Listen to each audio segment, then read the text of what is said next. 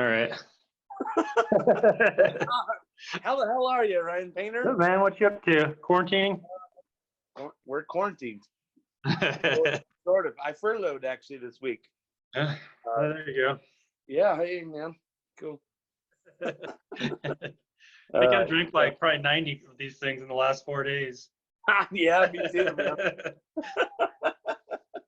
That's about the right number. That's about exactly right. About 90. Yeah. So, hey, it's good to see you here. Go through some promo stuff.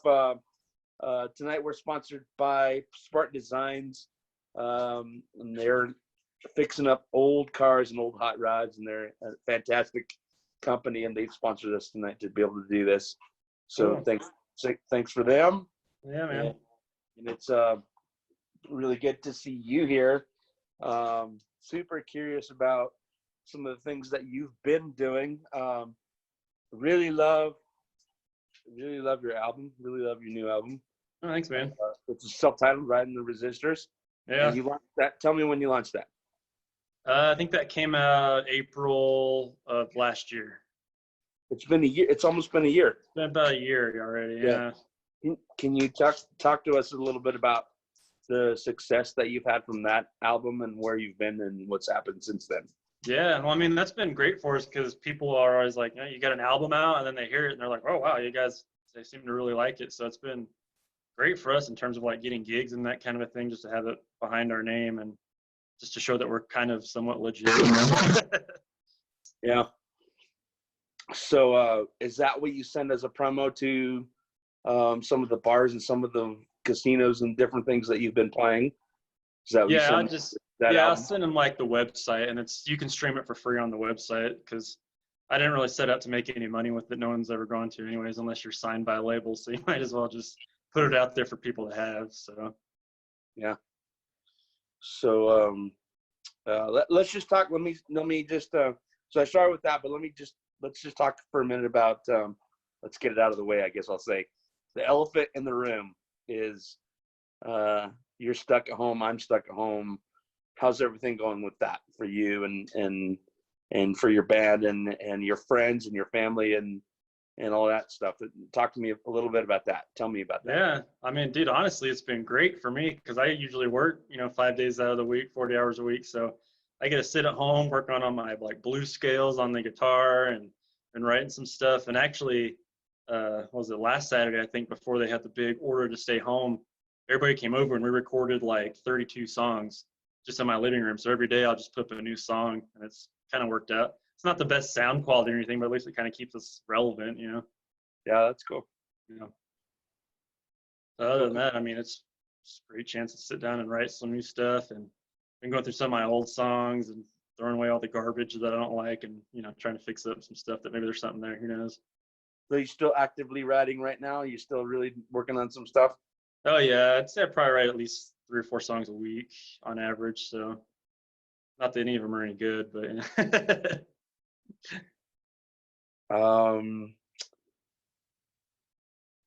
how has the album been successful to you? Like, what have you seen that people have taken from, like, what's going on with that? And in a year's time, what have you seen or what have you heard from other people? What's happened? Have you sold a bunch of albums? Tell me a little bit about.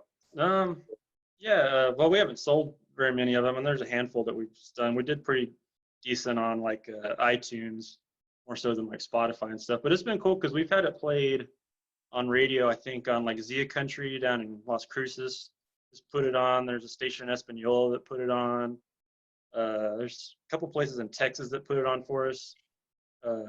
Actually, there's this guy out of Austin. He does a podcast called what's it called? Southbound I-35. And he did like a full review on it, and it was super cool. He like gave feedback on all the different songs, and so that was awesome to have that.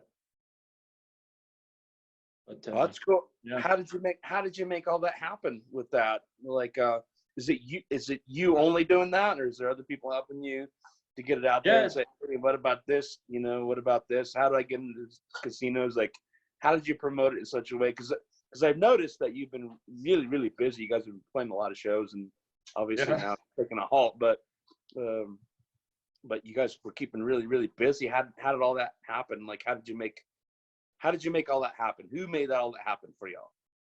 Yeah, I mean, it's been cool to have that much stuff come up so we can play, at least every weekend. We're getting into Texas and stuff, but yeah, it's basically just me. I just reach out and just ask people if we can play there, and that's why the album's great because I can show them that, and they'll listen to it, and I usually book us just based on that alone. And but yeah, it's a lot of work behind the scenes. You got to constantly call and pester people over and over, and just because you play somewhere once, I mean, because anybody, you don't get another gig there. It's like starting from scratch. You got to call them all over again, and like, who the hell are you? It's like, I played there yesterday. I was like, oh, okay, yeah.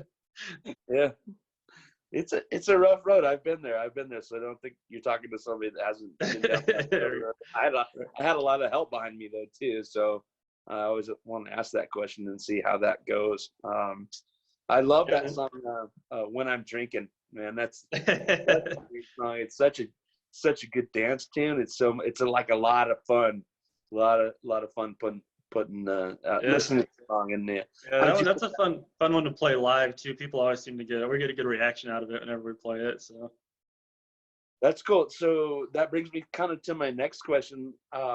What kind of reception are you feeling about your own original songs? Because I've been met with a lot of times where I've had to just kind of bury like one or two original songs into, a 3 or 4 hour set where I could get people to respond to it.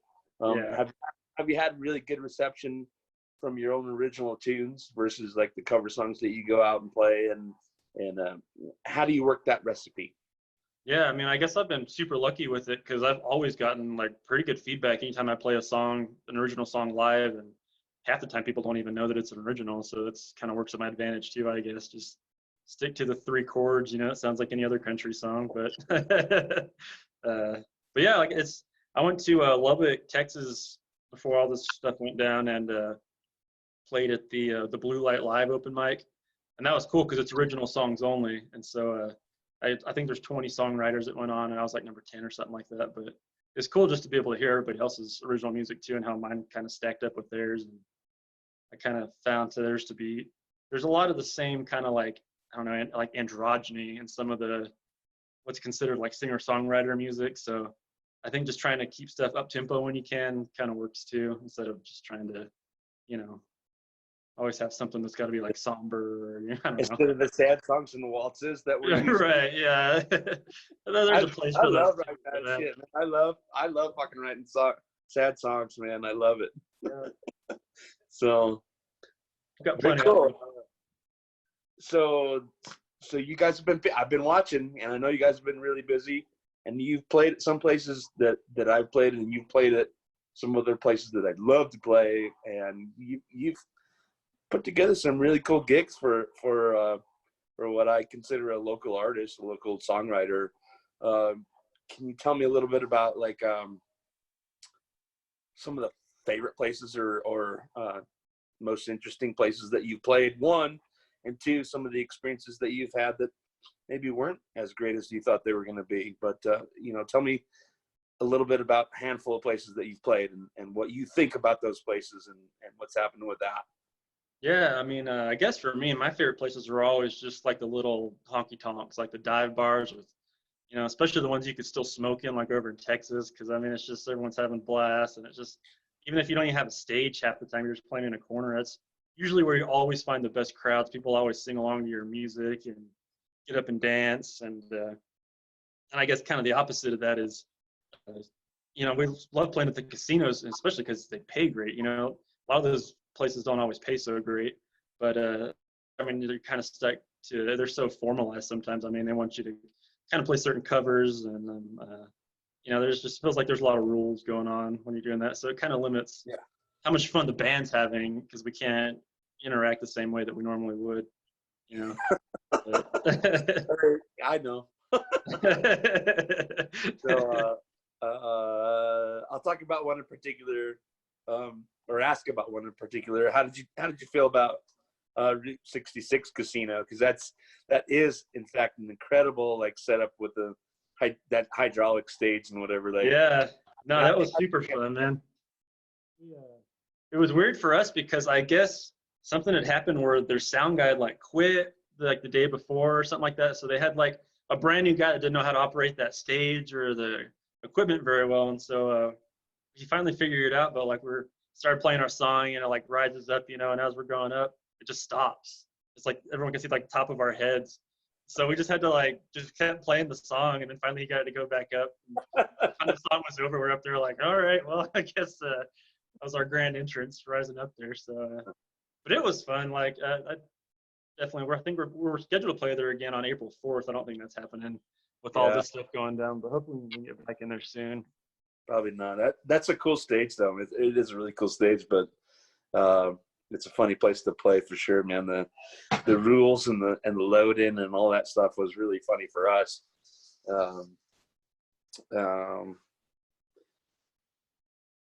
How did you get here, man?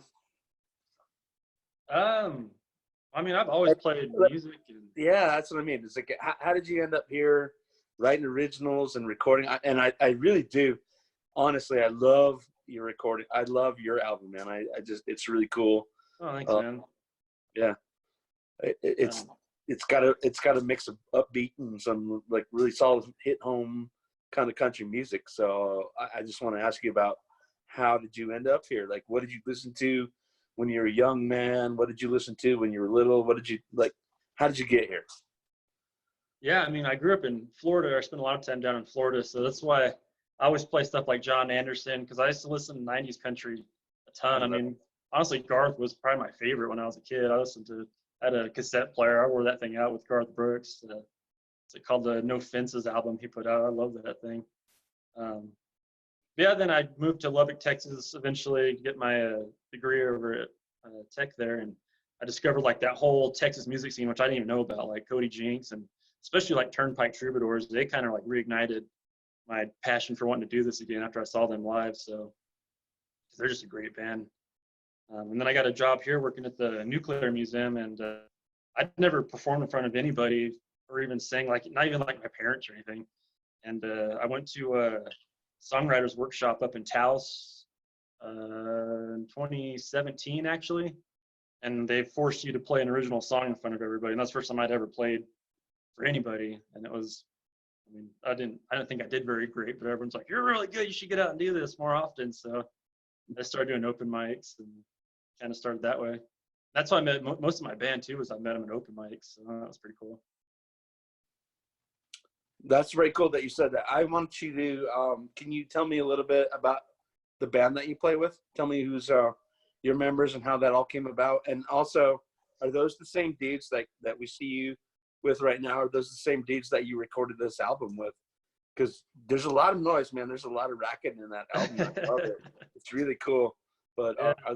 Are those the same guys that all put together that album with you, or A couple of them are still the same guys.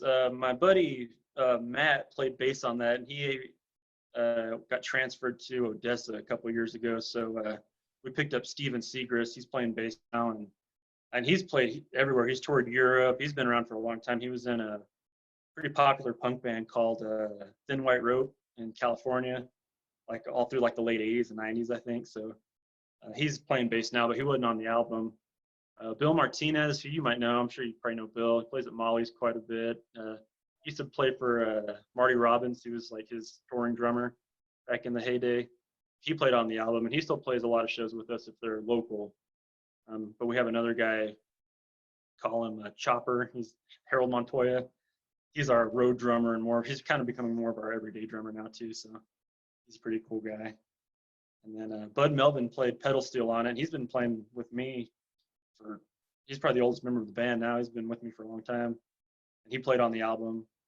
And then I did all the guitars on there. And let's see. And then Randy Carr, who you know too, plays mandolin with us. And he was on the album on a few songs. And everyone else was kind of just a hired gun. The fiddle player was Chris Carlson, who you might know from open mics and stuff too. But he killed it. He did some really cool fiddle parts on there. So yeah. So pedal steel players are really hard to come by. So you've commandeered one that's with you. So that says a lot about you. Tell us a little bit more about him. Yeah, you'd think they'd be hard to come by, but actually, there's like 4 or 5 I know that I can't find a guitar player. It's which is kind of funny. Um, so I've just been trying to learn myself. I was like, well, I'll just learn how to play the guitar, and I'm not great, but I'm good enough to get by, on some stuff. Well, I'm still working on oh, maybe you could give me some of those pedal guitar still. it. Oh Maybe you yeah, could for sure, throw, man. throw some numbers out or whatever. That'd be cool. Yeah. After we're done with this, Hell yeah. you get my DMs, man. Uh, so what are you gonna do now? What's up next? I mean, obviously we got to get rid of this whole pandemic, and get through that collectively as a society and as a humanity. We got to get through it, and we got to be smart about it. And Yeah. but after that, what are you thinking about doing? What's next for you? What do you want? What are you gonna do? Yeah, I think once we ride this thing out and see where it goes, hopefully we can start booking some shows again and play more regularly. I think our biggest goal is we want to put a new album out as soon as we can, and we really want to start touring around Texas a little bit more because we love New Mexico, but I just feel like our music's a little bit better received in Texas because they know a lot of the songs already because they don't get played on the radio in New Mexico like they do in Texas. Like those bands I was talking about, like Turnpike and Cody Jinks and guys like that.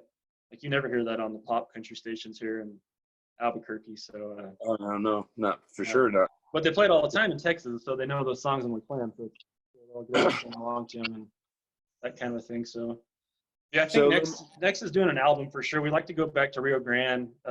He deserves a lot of the credit for that album because he did a super good job. Ken Riley, he's a great producer. I was gonna ask you about that. I'm glad you brought that up. So Ken Riley, Rio Grande Studios. Yeah, here in Albuquerque. Yep. Yeah, he did a super good job. He's got a lot of cool ideas. Like I'd be like, I don't know how I want to blend this, and he's just seamless. I mean, like on the spot, he'll mix it and just give it to you almost that day, and it just sounds great when you get it back. So. Well, I'm kind of a raw and dirty guy, so I'm gonna ask this straight out. Like, how did he get into your wallet pretty deep to do it? Yeah, but I mean, that's what I've learned. I've tried a few different recording studios, and I mean, he's not overpriced by any means. There's places I know in like Texas and stuff that they charge at least $1,000 a single. A lot of those guys, so he's under that. But it's the more money you spend, sometimes it's worth it. I mean, you just kind of have to investigate. If you try to do things on a shoestring, I mean, it's probably going to sound like crap, and most of the time it does. So. So, and then one thing you said before that I was listening to very closely. Can you talk to me a little about what you think about the Albuquerque music scene or the New Mexico music scene and what's going on with that? Because I kind of, in a little bit of a way, have a problem with it, in that I think people are very shallow about it, and the bar owners kind of exploit musicians for very little money.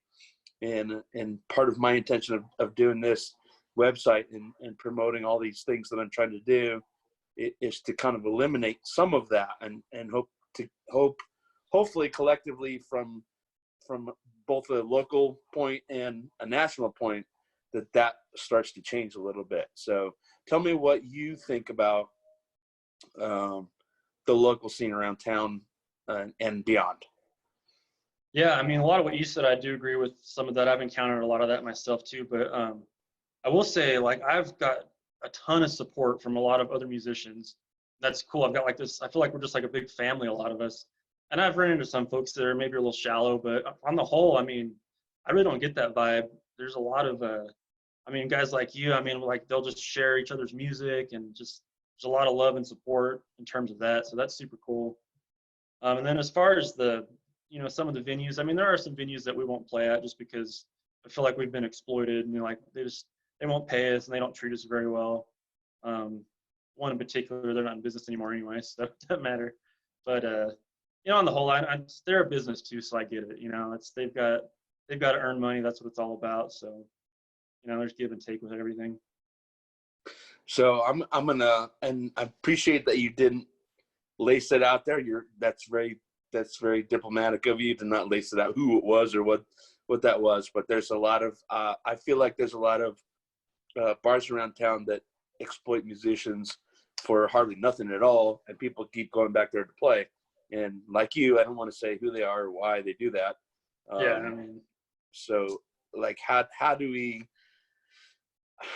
pick and choose between who's going to do what and why it's going to? There's always somebody coming up behind that wants to play so bad that they'll do it.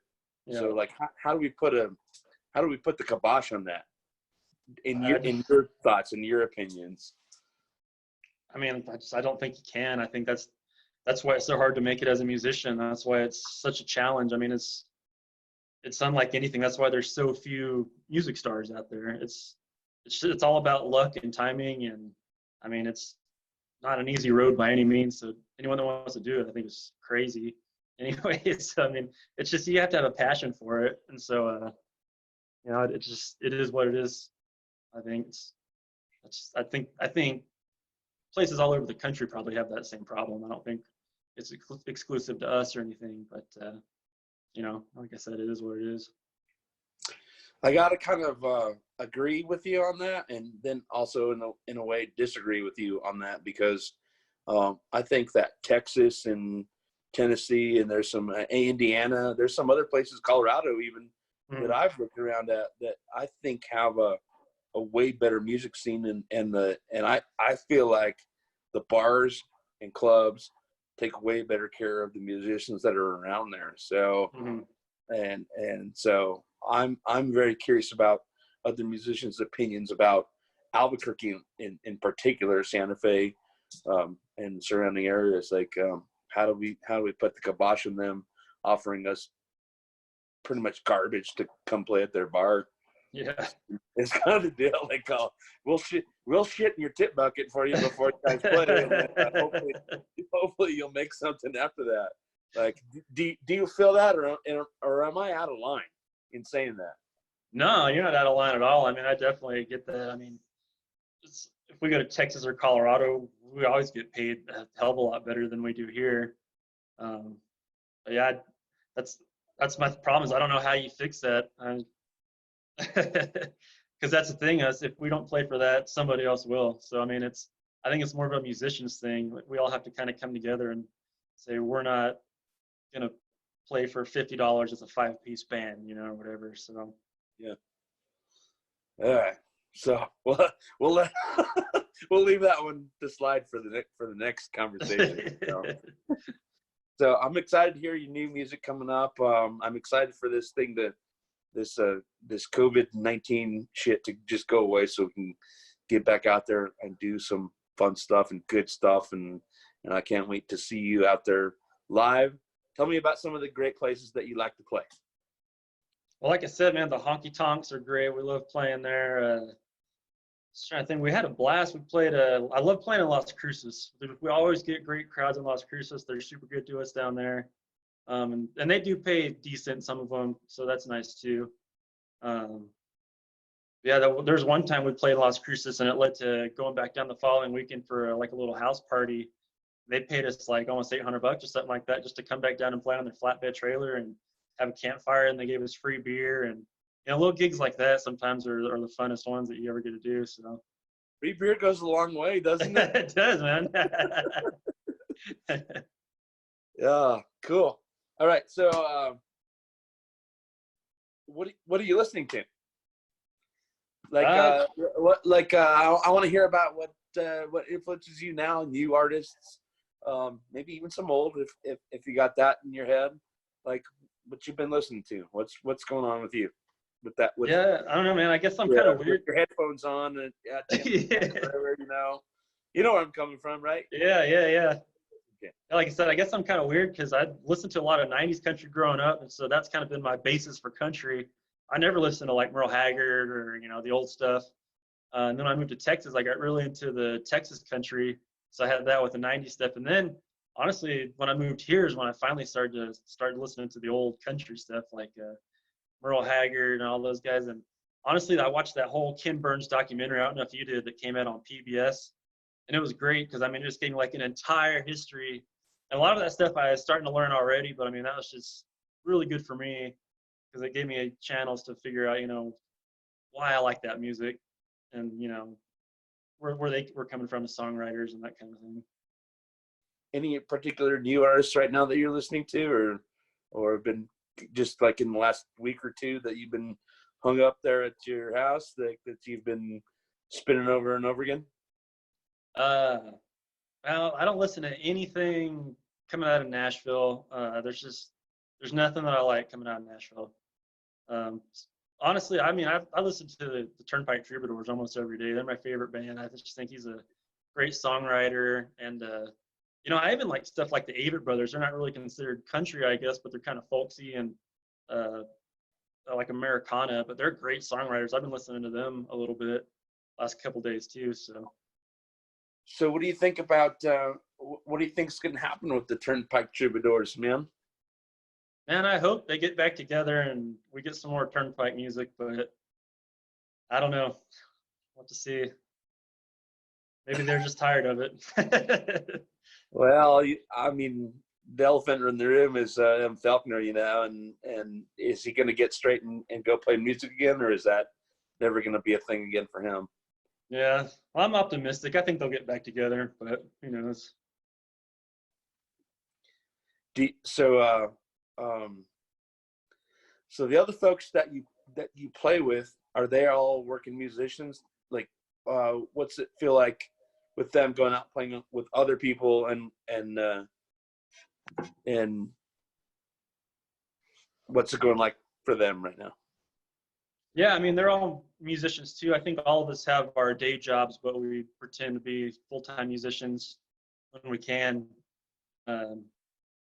So yeah, we try to get together and play whenever we can. Most of them, this is their only project, but some of them, like Bud's in like 400 bands or pedal steel players. So I mean, we're lucky to have them. That's what I was telling you, man. Pedal steel players and are busy. They're hard to come by. They are, man. He's a busy guy. Unless you show him some money, you can't get a pedal steel guy, man. Yeah. So, and then Randy plays in a couple other bands too, and Steven's got his own project. He's got an album out too that's super cool, and he's a great singer-songwriter. Go ahead and mention him, Steve. Steven Segrist. He plays what for you? He's our bass player. Oh, okay, but he has another band, another project.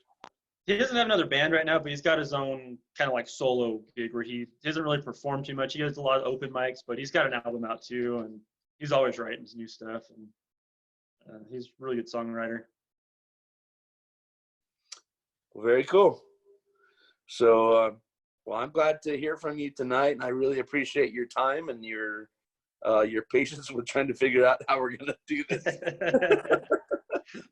video message and interview, and I really appreciate it.